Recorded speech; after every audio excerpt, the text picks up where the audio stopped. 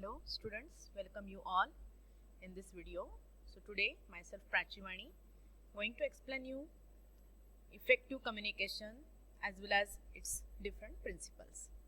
Why this effective communication is needed? Because from business point of view you have to equip yourself with the very good communication skill in order to sanction different kinds of proposals at your workplace. So through this video we are going to understand the concept of communication.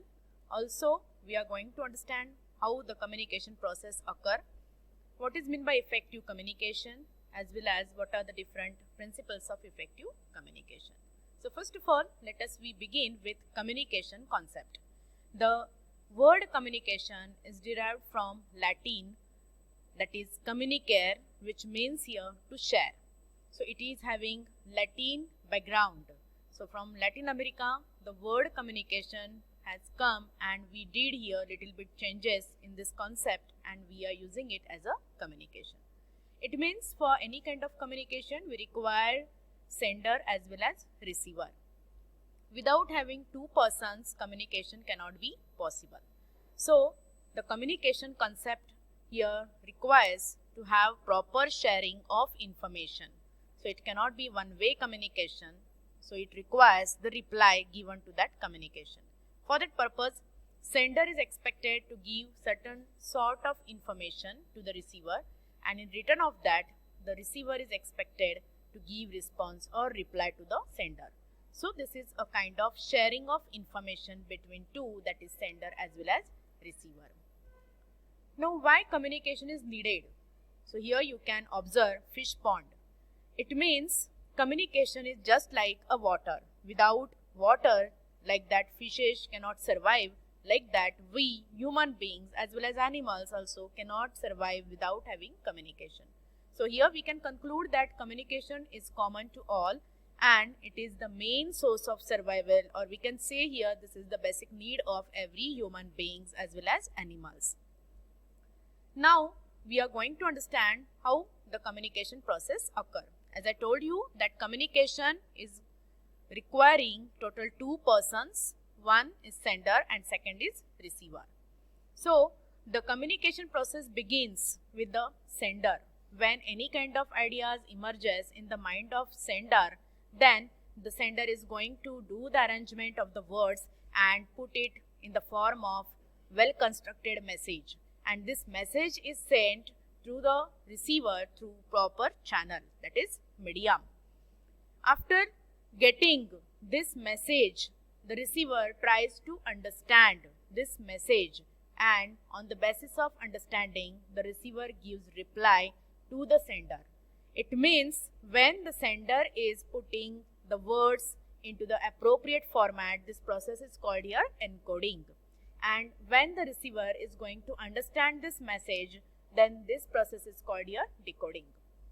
When the encoded message equals to decoded message, then it is said effective communication is done. But if there is any kind of gap, if encoded message is not matching with the decoded message, then we can say the noise is here arised. So noise can be arised only because of two reasons. There may be the fault in the channel or the message is not properly constructed. So noise can be caused because of channel, because of semantic. So it can be the main cause for collapsing the whole communication process.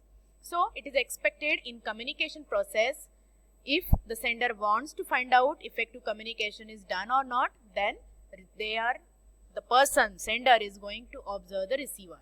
If the receiver is showing smiley face, it means excellent communication is done.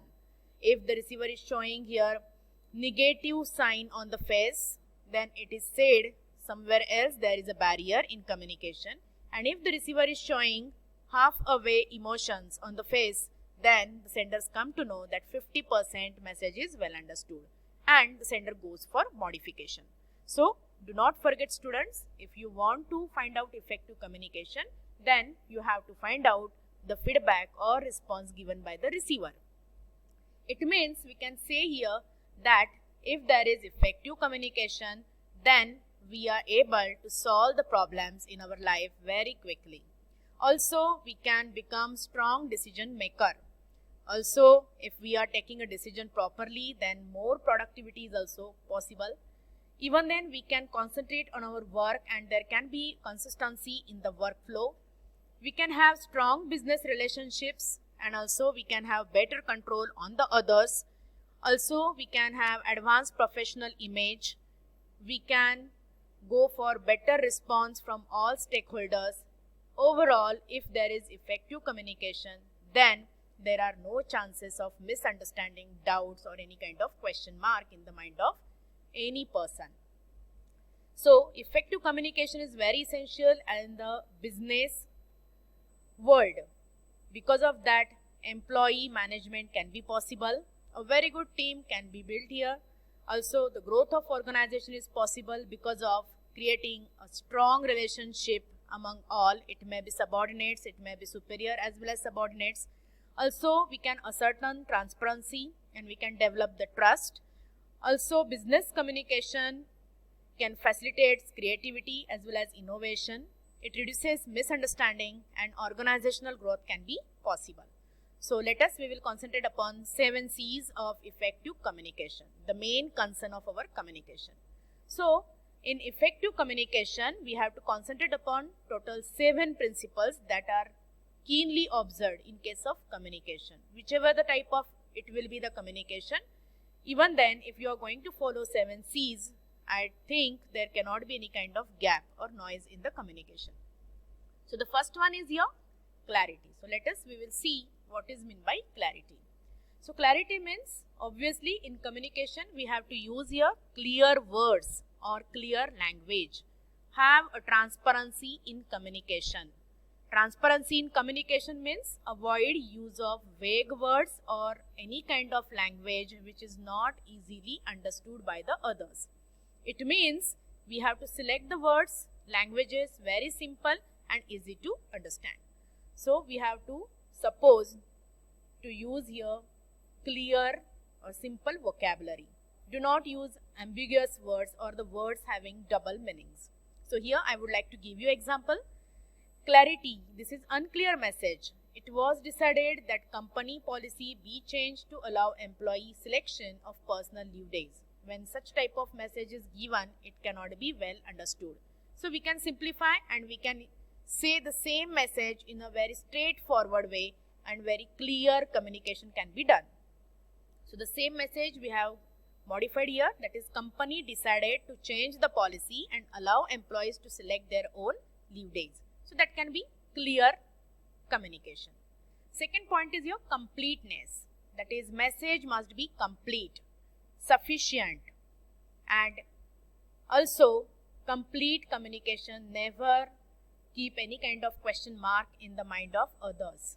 So every sender of every communication, they have to mind that communication must be complete and leaves no any question in the mind of others. If there is incomplete message, it creates misunderstanding, doubts as well as confusion in the mind of readers or listeners. If they are going to have incomplete messages, obviously it results in incorrect feedback, also actions, and on the basis of that, if any kind of decision is taken, it can be a wrong one. So if there is incorrect feedback or any kind of wrong decisions are taken, then it leads to failure of communication. Sometimes very important proposals are also fell down, deals are also cancelled and many projects are also rejected. So we have to take proper care of complete communication. So don't use here again ambiguous words in communication. So here I would like to give you example. This is incomplete message, that is let us meet tomorrow in the meeting. If your boss is saying that let us meet tomorrow in the meeting, it leaves so many questions in the mind of the listeners. That is when, what is the topic, who will come, who will attend this meeting. So we have to give no room for such type of questions. So complete message must be like this. The boss should say, let us, the all section heads meet tomorrow at 1 p.m. to discuss launching of the product. So that can be your completeness of communication. The third point is your conciseness. The word conciseness means here have a very short, brief and to the point communication. So whichever the messages we want to give in the formal surrounding, formal conditions, it must be concise. Avoid lengthy messages or messages containing so many synonyms, too many phrases, too many adverbs or wordy messages we have to avoid. In short, the message must be easy to understand and easy to reply. So avoid lengthy messages, because lengthy messages seem here very boring to read, boring to listen also. Generally, long messages are neglected by the listeners. So here is the example of it. Wordy message. Here you can find out. That is, she bought chairs that of executive type of chairs. So this is very long sentence. So you can concise it. You can say just she bought executive type of chairs. That's it. Now number 4th is your consistency. Communication must be consistent with overall policies. Whichever the policies are printed on the document, it must be communicated, it must be followed at actual. So messages and communication must be equal. Whichever the messages are given on the printed document, it must be used in oral communication. Because in communication, we have to ensure that there is no any conflict regarding messages as well as communication. Generally, in case of effective communication, we have to avoid confusion in the minds of subordinates. So messages and communication must go hand in hand. Even then, it must be consistent with the action and communication. If any sender is giving us any kind of message or explaining any kind of policy, then it must be real. Means it must be true in the communication and action must be accordingly. It is very necessary because in order to build up strong belief, consistency is very important. So here we will see the example. The restaurants must be consistent in providing good quality food, as the customers are always expecting the same quality food. If the restaurant is going back even one day, they will lose the customer. Like that, consistency must be followed in communication process. The 5th very important principle is your consideration. Means we have to put ourselves in the shoe of others. So we have to stepping in others' shoe. We have to consider the audience. Means we have to understand their viewpoints, their background, mindset, category, which sex, then age, educational background or any kind of level, and accordingly we have to erect our message. Also we have to consider their requirement, emotions as well as what are their problems, because we have to ensure that is self-respect of the audience, which is here expected in consideration. Overall, in short, we can say here in communication, we are not supposed to hurt the emotions of others and we should have straightforward communication, and at least we have to emphasize on you approach, that is you attitude. So here you can find out you attitude. That is, you will now be able to shop more with the extended hours. So here you word we have to use instead of I am delighted to announce that we will extend the shopping hours. So less importance should be given to we attitude and giving maximum importance to the you attitude. Next one is your correctness. No grammatical errors in communication is expected. So communication must be free from any kind of grammatical error. So use your correct, exact and well-timed message. Correct messages always boost up the confidence of others. Correct and accurate language must be used because it influences the audience and expected feedback can be possible. Incorrect information may result in the confusion. So we expect always correct feedback from the others. For that purpose, the message must be correctly erected. For example, incorrect message can be like that, all offers are open for 5 days. Now you can write correctly, all offers are opened for 5 days including the date of dispatch. That is what is your expected. And last one is your courtesy. It means politeness. Use thank you, please type of words and be aware of others' feelings and perspective. Very sincere you attitude you have to follow in your communication, and it is very essential to maintain very good business relationships. Also you have to use the expressions that shows respect for the customers. So here lack of courtesy means here you can use here you failed to pay your dues.